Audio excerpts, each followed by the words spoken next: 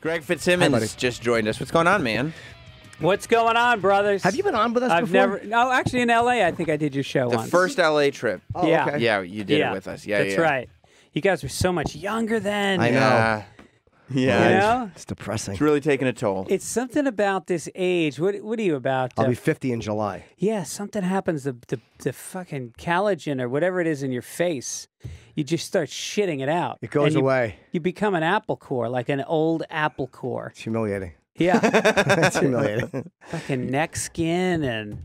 It doesn't matter how youthful at heart you are. No. It shows in the face. I still feel young, though. Do you still feel... Yeah, it's Like- because it's a childish life. I don't Yeah. live a mature life. Right. So yeah, you do to a certain degree, but then you go to shave and you're like, yep, I'm a lot fucking older. I time my shaves. If I have to like do a big show or whatever, I don't want to shave that day because it's like putting a spotlight on the gross Play-Doh shit that is my chin. Like little jowls are dropping down. It's like, I know. yeah, so a couple days growth is almost like a chick wearing makeup. Yeah, a little something to cover it up. Yeah. Do you wear? I'm such a fucking old lady. I put lotion. I fucking lotion the shit out of my face and neck. I'm fighting it. Yeah. I might buy myself 2 more years of looking human. Why don't? Yeah, I mean, I've been using lotion forever. Well, I mean, like Oof. high-end lotion? That's not encouraging. I always. Yes. Yes. You got to Pretty say high-end smooth. Pretty shit? good. Yeah. Yeah. Yeah. SkinCeuticals.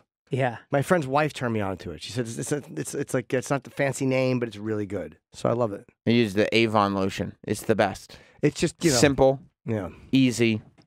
My friend used to, when he jerked off, he would rub it in his hair. And he said that was What? like the His best. cum? His cum in his hair. He said that was the best conditioner you could use. I never heard that. Yeah. Maybe Is he that was true? just, maybe he was just trying to get you to put cum in your hair. Yeah. We were in the shower at the time. Yeah, that's- Yeah. Trust me when I tell you. What an antisocial boy your friend was.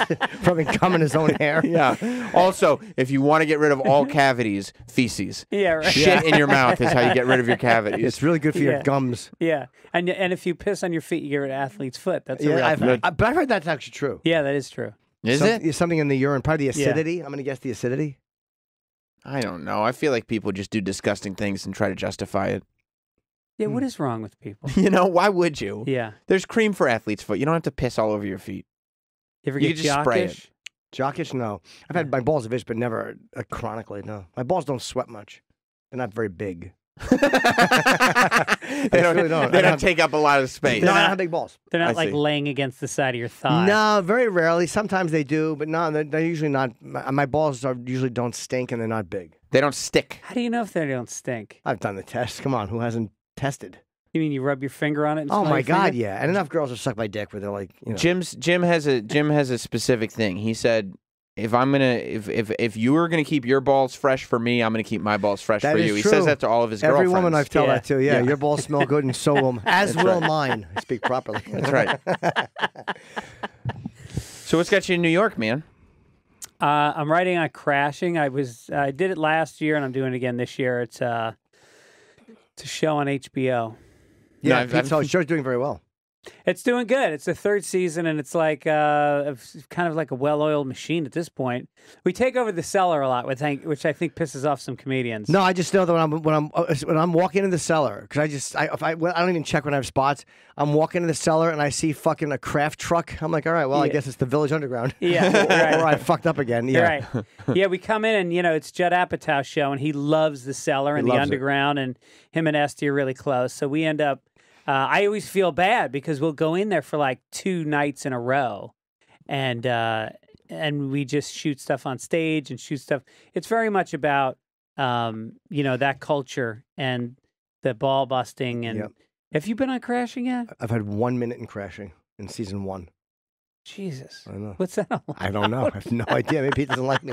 I don't know. No, your name comes up all the time. Aren't when you we're a- talking about comics, it's just Well, you're a writer, so fucking. I was that about to happens. say, Let's yeah. make it happen. You're the writer, and you're asking him, why aren't you on Yeah. the show more? Yeah, I don't know. Yeah. I would love to.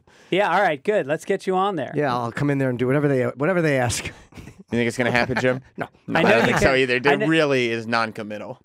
Well, it's it's about him struggling, and a lot of times it's the lesser known comics that do it. I didn't know Pete coming up. I met him years later in the business. So I didn't know him when he was coming up. Right. Are you guys at that spot now where you're going into your third season? Show's really successful, but now you have to figure out, how do we do enough movement so that the show stays interesting without doing so much movement that we've told the story and he's now a successful comedian and we've got no place to go? Yeah, no, that's a good point, because there's a trajectory to the character, and Right. you wonder, like, how many seasons can you do of a guy who's breaking in? But I think the way we do it is it's very specific stories within it, and there's romantic interests and there's B stories. It's not all just about his career. Yeah, because the first season, he was crashing with other people. Right. But at some point, he should have been working long enough that he can get his own apartment. Although that You know what I mean? that absolutely could go on for a few years. Guys who don't take a long time to make Sure. money, man. I took years to make fucking money. So Yeah. you could have 5 or 6 You seasons weren't of a that guy- good, though, is the... Well, yeah, that is the asterisk. I mean, there's a reason I wasn't making money. No, wasn't- people don't understand with you, and I say this all the time about Jim, and there's other people that I talk about. Like, I think, Gaffigan even came in and says, we were the same class. You and I came up at the same time in New York.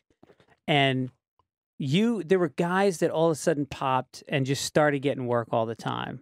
And you were not part of that class. No. You took a while. Yeah. And you always were who you were, but I think you just started owning it more and more and more. And then all of a sudden people were like, what the fuck is going on with Norton? Like, you just kind of exploded and people recognized it, and it all just kept feeding itself. But there was, you took a while. Yeah, it didn't happen right away. Were you aware of that at the time, like that this was happening for other people and it wasn't happening for you? And did it give you like that chip on your shoulder where you're... I never got a chip on my shoulder. No. What's that? Of course, I had to. I never. I never got bitter about it. No, I didn't. No, you never seem bitter about it. Nah, I mean, because I always worked. I mean, I would go on the road and do gigs, and I was having fun. But you wouldn't look Fucking at other girls people... once in a while. Like, Yeah. I loved it. Yeah. I wanted to be a comedian. I loved it. Right. So your expectations were low going in, and so you were like, the fact that I'm making a living at all is a win. No, you always want to, you always see yourself doing well someday. But I always said, I'll know I'm famous, and I'll know I've made it when I sign an autograph in New York, and then I sign one in Seattle. Like that to me will be like, okay, you've made it. Like the whole country knows. And I've had that happen where you sign something in New York, and nope, it means nothing. Yeah. It means nothing. Right. I don't feel any more famous than I did. It's Isn't it just- amazing? You make those goals, And you realize when you Young. hit them, yeah. and then you hit them, but you there's no feeling of accomplishment because now you're just thinking you've been making goals the entire time. But it's good though because it always makes you move more. Like HBO special or whatever it Yeah. is, the Tonight Show or Letterman, and you do those things and you're like, okay, those are great, but that's not the end. That's just a nice thing. Yeah, I mean, for me, it was, I think for a lot of us, Letterman was everything when we were coming up. And when I got it, it was like the greatest fucking moment of my life, bar none. It was like everything I hoped Right. it would be. And I got off stage, and my father had just died before that, and I was very close to him. And my last thought before I went out was, I talked to my dad, just quick. Sure. Talked to my dad, and I went out, had the set of my life. Letterman loved it. I walk off, and Faith Hill is standing there. She's going on. I don't know what the fuck she's going on after me for. And I just start crying. Like a fucking little girl. I just start crying. And she puts her arms around me. She gives me this big hug. She goes, "You were fantastic." Oh, it's nice. Yeah. wow. And it's never been as good. That was it. Like, I've obviously, I've been doing it for 29 years. Sure. I've had plenty of things happen since then. Nothing is even in the ball. Well, that Well, was that kind of completed something. Like that Yeah. was, hey, this is what I want, and all. It's rare, like whether it is. There's always something that goes wrong, and when you get everything you want, and it's in that moment, and here's everything you wanted, it's overwhelming. and it's all the emotions coming together all at once. Yeah. But then Yeah. after it, you're like, okay, the worst is the next day when you're like, okay, Huge crash. huge crash. Now I got it. Now I got to rebuild. That's right. And Faith So Hill what do I wasn't there do? for you anymore. That's right. There's Yeah. no huge crash, and there's no... Yeah. I was listening to her music the next day, and I was like, So that brings up a big question because, what does there are people that reach a certain plateau. My father used to always say, everybody ends up where they want to be. Like, we all get to a point where we've worked hard, we've had goals, we Right. hit them, and then some people just go, yeah, this is good, And then other people go, no, I want to go through more pain because getting to the next level, it's sacrifice, it's uncomfortable, it's fucking painful. It's getting up off the couch on a night when now you're married, now you got a kid, and now you got to still get up and go from Westchester down to the Comedy Cellar to do 15 minutes for $20. And it's the person who does that gets to the next level. So what is it? Because you're one of those people that is, you keep pushing. You're on the road. You're doing your show. You blow industry guys like still.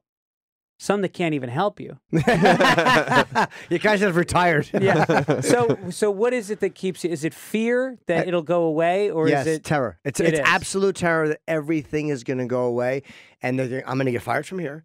And they're going to take away the UFC podcast. They're going to take away like everything's going to go. So you don't feel like a foundation has been built that you're like, okay, that's I do, there. but it doesn't matter. It's more of a foundation. It's not a foundation. It's a pedestal that you can easily be kicked off of. Like, you know what I mean? Like it's not something that's solid enough to to stand up. Something that people can't take away from you. Yeah, and you'd think so, sure. But then you lose faith in your stand-up. It happens. We all lose faith in our stand-up. Like, I don't want to do this. I saw, whatever. It's crazy stuff people think. Yeah. But it moves me forward. But the stand-up is a good point. That is the one thing that it's the girl that brought you to the dance. Right. And it still can give you that quick hit of affirmation, acceptance. You write some new shit. There's still no high better than writing new shit and having it work. And you're in complete control. It's yours. It gets you right back in. I can be in a spell with stand-up where I'm hearing myself do the same jokes, and I'm looking at the audience, and I don't. And you see, it starts to get existential. Like, why are all these people sitting here eating chicken wings, not talking for an hour, while I just keep talking? Like, I just talked. I just made them laugh. Yeah. And now immediately there's an expectation that I'm going to do it again and again for a fucking hour. And you go into this mindset, and then all you got to do is sit down and write some new shit. And even if it's for 3 or 4 minutes during your set, it energizes the whole rest of the hour. Yeah, it makes you feel really good. It does. And me and Florentine were talking recently, and he's like, fuck, my stuff's not working. I just feel flat. And what I've done in the past, and I suggested to him, is do it in a different order. Sometimes if you just do shit in a different order, it makes you think a little different too. Because that fucking getting up and going, and then you know where you're at in 15 and 40, you're like, oh, I want to fucking blow my brains out. There was a guy named John Fox. I love John Fox. He was so fucking funny, but he was a hard boozer. Yep. And he was a road dog. He was on the road year after year for 30 years. And every fucking show for 30 years, he walked on stage and did the same opening joke. 2 firemen are butt fucking in a smoke-filled room. And the crowd knows him, and they all... That's the premise. That's the setup. Yeah. And then he would do... I forget. I think the Chief joke, walks in. I think that was it. The Chief walks in or something. Chief walks in and he goes, "What the hell's going on here?" And the guy says, "Well, he had smoke inhalation. I was giving him mouth. Oh no, I was giving him mouth-to-mouth. No, he goes, "I got smoke inhalation." And she said, "Why don't you give him mouth-to-mouth resuscitation?" How do you think this started? Yeah.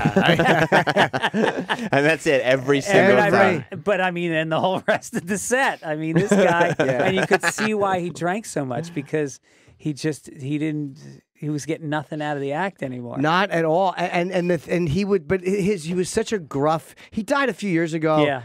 And he left me a really sweet message. Did it start with that? No. Oh. He said, I think he closed it, or it was a written message where he said, "I'll see you in heaven." It was really sad because he had cancer. He knew he was going to die.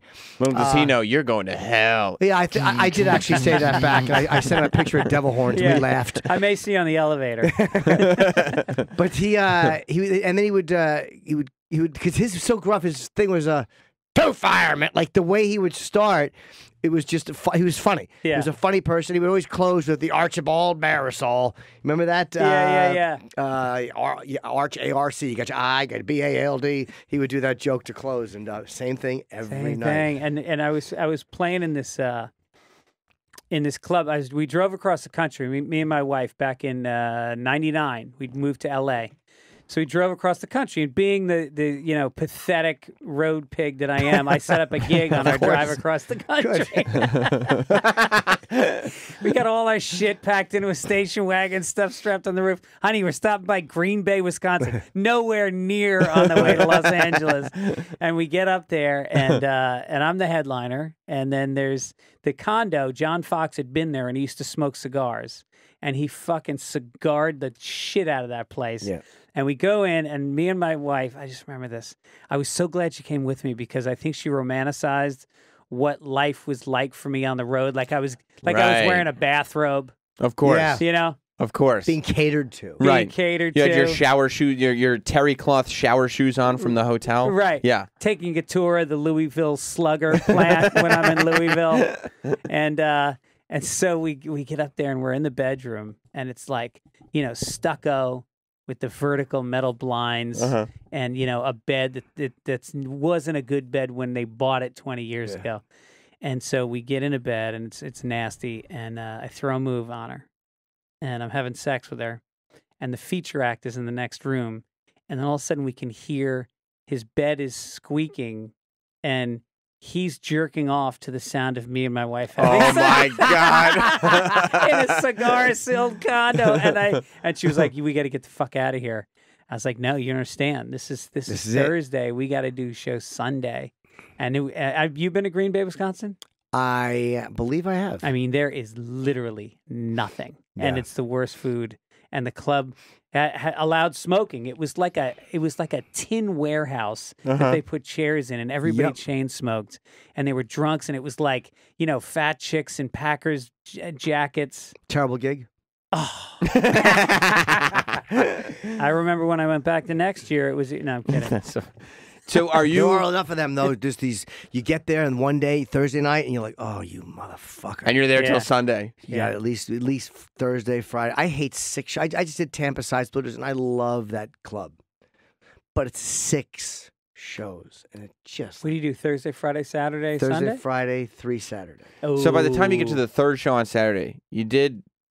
Yeah, so that's like your last show. The money is good, so you do it for the But money. are you sitting there having no clue what you've said when? No, I mean, I don't. You can usually, once in a while, you might repeat a joke, but by the third show, you're okay because it's not later; it's an earlier shows added. So that's the reason I did it because I know that when I started at 8 o'clock, I would have been like, "Fuck, you could have made X amount more dollars, you asshole! You're right here. Yeah. What are you going to just sit in the hotel for free? Yeah. But go. I would have left earlier, but getting there earlier, I had to take the money. Did you go see our friend Mike Calta down there? Friday morning, yeah. I always do his show. We did Jim and I went down there about 5-6 years Oh, on the ago? you were on. That's right. That was fun, man. We did this great roast. He was changing his name from Cowhead to Mike Calta. Right. And we went down, and what a lineup. It was me, you, was Florentine on it?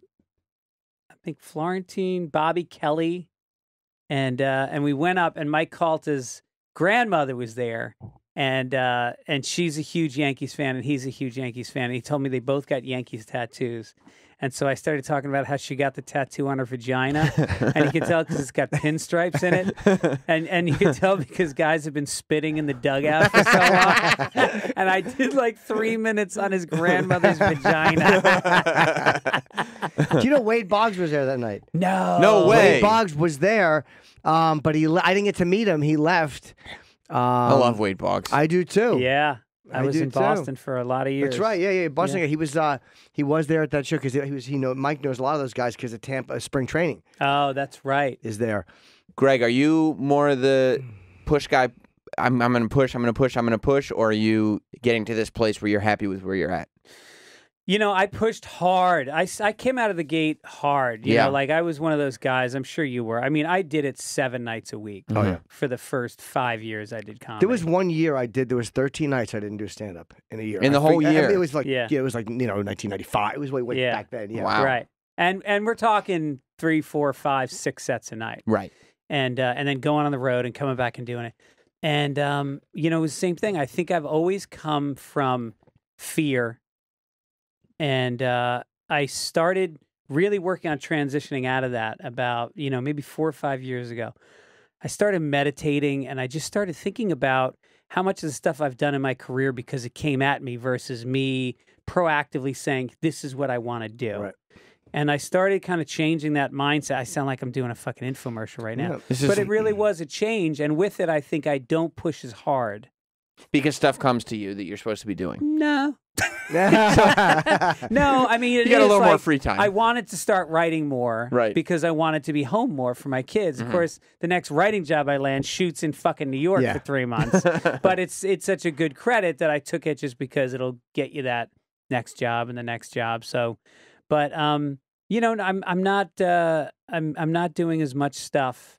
But the podcast, I feel like I look it down the road like. You get older in this business, and you're just, you know, you're going to be put out to pasture. Nobody's asking me to host anything anymore. And so the podcast, Fitz Dog Radio, that's not going anywhere. They can't take that. They can't take that away. I can say whatever the fuck I want.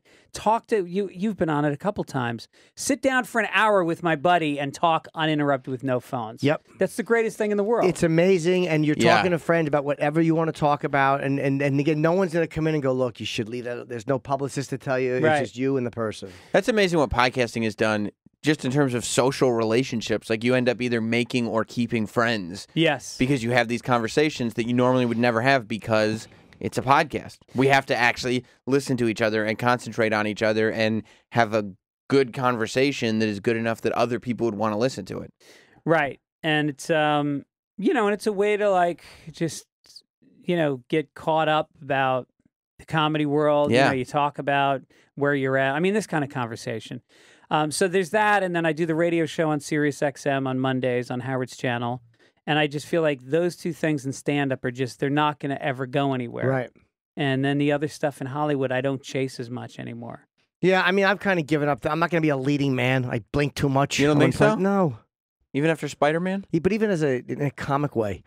Right. My role will be limited. It is what it is. You know what I mean? My doing what I do is going to be stand-up or chip or this other nonsense. It's just going to be a peripheral. But it's not the worst thing in the world either to not be, to kind of be your career is about you, not about being an actor or the roles saying it's that great. you... It's what I'm choosing. Right. Because it's the stuff I have control of. You create it yourself. Yeah. I think part of my unhappiness in a lot of my career was that it wasn't in my control. It was walking into a room with fucking Brian Callen to audition for a role.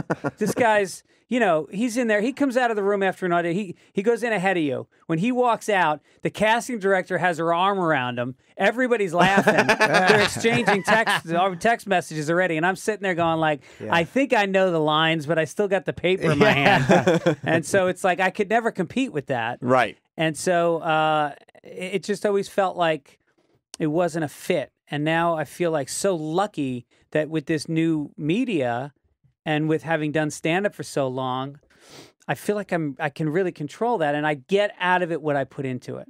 I stopped in the Denver Comedy Works. I was doing another gig in town, and you didn't even see me because you were on stage. I'm like, I wanted to watch. I was waiting for people across the street. I'm like, I'm going to go watch Greg for a few minutes. And I just stood in the back of the room and watched you. And it was really funny, man, and you were killing. And I remember this is back before the election. And you said some joke you did about, I think all we're waiting for is Donald to call Hillary a cunt. And that made me laugh for a week. I'm like, what a funny fucking joke. Countdown to Trump calling Hillary a cunt. Yeah. That was very funny. It was really... thanks, man. I'd heard that you were in the back. They were like, he came through like an apparition. Just stood in the back and then left. Yeah, I had to leave. I'm like, I'm going to catch a few minutes. It's fun, like when there's a guy you like working and you're doing... It's like, I can just go in and watch a guy I like for a few minutes. It was nice. Yeah. I love that place, too. Denver Comedy Works? Man. You know what I like about it is the seats are locked down to the ground in rows. It's like a Greyhound station. Like you have to face the stage. Right. And, you know, little tables in between, but you feel the difference. You feel like they are locked in on you. Right. And it's like graded seating towards the back. It's like pie-shaped. The bar is outside the room. It's kind of like a perfect room. Like somebody built a comedy club specifically because they wanted to have a good comedy club experience. And they wanted laughter to be in the room. Right. It and I love sense. some of these chains. They build a new room and it's got a fucking balcony. Here's Here's a news flash. Balconies don't work with comedy. Not at all. Or plays, if you see what happened to Lincoln. And no one's happy in a balcony. If you're in the balcony, it means you bought your tickets late or you're a cheap Right. fuck. Yeah. And you're not experiencing the show. You're watching the audience watch the show. They're Right. terrible. No Yeah. matter how, even if it's super close, it's still the nosebleeds. Right. Like you're still that guy. Yeah. Theater yeah. balcony is different because that's a different experience, like a giant. But a comedy club balcony is Right. very difficult. Yeah. Yeah. To, especially when it's empty. Yeah. Ooh. But then again, the people on the ground think you're sold out. That's what's Right, funny. right, I right. have no idea. Yeah. Is that true? No. I just did Philly. Philly Helium's a great club. Very too. good club, yeah. Oh my God. Yeah, I haven't done that in a while. But all three of his clubs are good. He has that one. He has Buffalo, and he has 3. Portland. He's got like 5. Oh, now. does he really? Portland, Buffalo, St. Louis. Oh. Charlie Goodnight's in Raleigh, North Carolina, is now owned by him. I didn't know that. Okay. And I want to say there's one in Phoenix. And he just told me he's opening another one in a city I can't announce yet. That guy's a fucking animal. Good. Wow. But he does them right. He builds good fucking rooms. And then he has his existing managers will fly out and they train the staff Right. of like, here's how to tell people to be quiet. Here's how to seat from the Good. front. Here's how to treat the comedians. And you get the same experience at all of his clubs. That's good to know. Mark Grossman is the guy's name. Yeah, the more clubs there are, the more you can like work if things go fucking south. Like, I'm Exactly. always expecting to get fired from radio, so I'm like, hey, if it happens, at least there's. It's like the third time you've brought it up, so it must be omnipresent on your mind. I'm saying that it's the only like quote unquote. I mean, there's the podcast is one thing, but this is like it's like having a steady real job. Right. Yeah. It's right. weird to be in comedy that you have a steady real With a paycheck coming in. Yeah. And You get health insurance from Sirius? No, no, no. But you're here full time. Independent contractor. Yes. Yeah, no, I get nothing. No What insurance. happened to that? What happened to... And nobody. I mean, nobody has health insurance They just anymore. again in our business, you're an independent contractor. Yeah. Get your own health insurance, motherfuckers. Right. I think it depends how you start. I'm not an independent contractor. You're not. Oh, shit. Mm-mm. Little riff. Mm-mm. I created a riff between Jim and Not Sam. at all. I No. wouldn't want to work with him if he was. I like that he's a fucking company whore. That's right. And they also made it up to Jim by paying him much, much, much more than me. Oh, he makes a lot more. Oh, yeah. So Yeah. I don't know what Sam makes. I don't want to know. I didn't know what Opie made or Opie and Anthony when I worked with them either. Well, I knew you- they made yeah. more than You don't make 6 figures, do you? me. Yeah. What? I figured that you did. Yeah. Oh, I thought you were asking if I made 7. I Oh, said, no, no, I no, I don't. didn't. I do not. If you had said yes that you made 7, I'd be like, I have to actually leave and go talk to That's somebody what right I thought now. you were asking No, me no. compared to 7. I'm like, No, Are I you was making joking. 6 figures? Yeah. Yeah, of course he is. Yeah. He better be. Yeah. All right, so you're making deep 6 figures then. I don't know what he's making. I'm doing okay. Yeah, I'm happy. I'm happy. I mean, it's time to renegotiate. I'm not thrilled. Yeah. Yeah. Let's before we have talk you- about being happy. Have you ever been warned by the station about something that you said on the Never. air? Honestly, I'm not 100% convinced they've ever heard a Jim and Sam show. I'm not either. Based Sometimes, on feedback. Yeah, is it bad when you're walking down the hall and Scott Greenstein puts out his hand and introduces himself? They don't fuck with us for content. Like once, maybe a couple times, Donna said, "Hey, you may want to," but it's never been dickish. That's one thing they've never fucked with us about is content. Oh, don't say that. Right. A couple of times Donna's asked little things, but it's very minor. I've been on for 10 years and I've never once been Yeah. told what to say or not say. Which means they're either really liberal with language or they And they're- just don't they're listen. listening. Yeah. Yeah. I think it's a combination It's of things. both. Yeah. Yeah, It's I think they don't listen because of that. Yeah. They're like, Right. I don't care what they're talking about, so I don't why wanna do I know. need to listen? There's no trouble. I don't want to know. Right. That's Right. basically because then they have plausible deniability. Oh, I didn't hear it. Yeah. Right. But that's why there's so much middle management. They're like, no, we hire people because that way, if somebody says something they're not supposed to, we can just ask the middle management, why didn't you tell me that they said that thing? Yeah. Like, that's all. It's a whole job description, but Yeah. I don't even think they're listening. So you still do your podcast as well? Well, I do Chip Chipperson podcast. I've been doing a little over Yeah. a year, and then Right. the UFC. I do their podcast twice a week Right. with my friend Matt. We have to get in again. I love Matt so. Yeah, he's great. But yeah, those are. I mean, Chip is my own thing, so I could do that forever. But that's not. That doesn't generate revenue. It's just fun, Yeah. a little bit, but nothing. you know. Right. Nothing to write home about. No. I make a living doing it. Speaking of No, 6 figures. No. Well, depends where you put the decimal point. Yeah, but speaking of revenue, did you hear O.J. Simpson being the hero of the day? I love OJ. I mean, he's a good guy. Yeah. Did you hear? Wallet. Greg, did you hear what happened with No, O.J.? what happened? Where is he? Down in Florida? Is he in Florida? I now? think Vegas. I think Oh, Vegas, Vegas. too. I hope he's in Vegas. I want to meet OJ when I go to Vegas. Just lose your wallet. He found somebody's wallet, and he dropped it off to them. OJ, he said, and this was a great quote. He said that he also knows, he felt sympathy for the guy because he knows what it's like to be caught in a stressful situation. He does, of course. Well, and also I think he learned from the waiter who returned Ron Goldman's glasses that it's just nice. It's a nice thing to do. Right. Right. Wouldn't it have been poetic justice if he was returning a wallet to some woman? Stepped into a murder. Yeah. And the ex-husband just came and killed OJ. Oh, that is funny. Yeah, you're right. I'd be terrified. He said he looked up the guy's address. You know, obviously he's got the driver's license and everything. He looked up the guy's address and found him to give him his wallet back. Yeah. But I mean, if OJ is coming up to your house and you've never met this guy before, oh my God, is that terrifying? How surreal is it? That would be surreal to open your door and OJ's there with your wallet. Yeah. Well, what do you think first? Do you think football player? Do you think naked gun? Do you think murderer? If he's at your door. Or if you don't recognize him, do you see black guy? Or just black guy. Yeah. Yeah. I see them all together. It's like Father, Son, Holy Ghost. It's a trinity. You see them all. Yeah, I see Hertz rent-a-car. I see You guy do. running through the airport. Yeah, I think Helpful. I see down on his luck OJ. I see OJ when he was doing that show Juiced. When he's trying to do a prank show. Yeah. Yeah. No, I feel like if I saw OJ at my house, all the sort of good things would go away and it'd just be like murderer. There's a murderer here. Oh my God. You know, you don't always I just went out to the bathroom and there was a well-known gentleman who was taking a photo and there was nobody around. You don't want to say? No, I don't care. It was Jesse Jackson. Yeah. But he's so famous that I'm like, that guy looks like Jesse Jackson. And I stood there and stared at him, and he was talking, and I'm like, I think that's like, you don't expect to see somebody that famous in front of you for no reason. Yeah. And that's probably how it is when O.J. Simpson comes up to you. He just knocks on the door, and you're like, all right, this guy looks like O.J. Yeah, it's right. not him. Right. It's clearly not And OJ. it's either you're a white guy and that's a black guy. You don't want to go, hey, are you? And then they go, no. Yeah, right. Like, you don't ever want to. I met Ben Vereen once in the street, but it's embarrassing. You don't want to go, hey, Ben Vereen, and then all of a sudden it's not Ben Vereen. Right. I was playing golf with Jackie Flynn, comic Jackie Flynn. Yes. He's from Boston. Real like Boston guy. Yeah, I know who he is, and I think I've met him. Yeah, his family. They have the deep fried. What do you call the fried dough at the Zeppelis or whatever? Zeppeli, sure. They got the Zeppeli concession at all the big fairs and events in New England. So, like, that's where their money comes from. Why does that matter? But it's just funny to me. What an odd thing to happen. Zeppeli There's good money in it, too. It's great money. Zeppeli money? Yeah. Yeah. He's got that family Zeppeli money. Absolutely. Everyone frowns on Zeppeli fortunes. That's right. No, there's six figures. They don't take it seriously. And so me and Jackie are going to play golf up in the valley. And O.J. Simpson, got kicked out of all the private clubs. And so he was relegated to going to public golf courses to play. So we walk up to the starter's gate, and it's just me and Jackie. So what they do is they pair you up to make a foursome.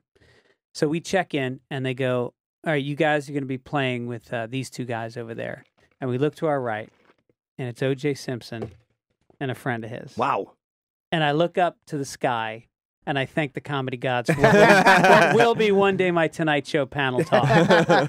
And so I shake his hand. I go, nice to meet you. I shake his friend's hand. Nice to meet you. And Jackie spins around and he goes, no fucking way I'm playing with a murderer. This guy's a fucking murderer. And OJ just walks away. And I was like, Jackie, I will fucking kill you. I go, can you imagine playing 5 hours alone on the course with OJ, and you don't bring it up right away? No. You get to know him, everything's cool, and then like on the 11th hole, you're standing over a putt, and you just look up at him and you go, OJ, if I make this, you got to tell me. I would have been furious. Yeah, I was furious. Why would he do that? I think maybe he just believed he didn't want to do it. Some people were so irate. To me, it was like, people kill each other all the time. Technically, Jackie's probably right. Like, I'm mad for you because I would have wanted the picture and the I don't want story. to play. You can play golf with a murderer. Technically, Jackie is right. Why he can't you stood play up for something he believed in? It's easy. No, you can play golf with a murderer. It's just golf. Hey, he earned his freedom. That's right. And he's not technically a murderer. That's right. Was this before or after out of jail from Vegas? Oh, it's before, obviously. It's Yes. many years ago. Yeah. Yeah.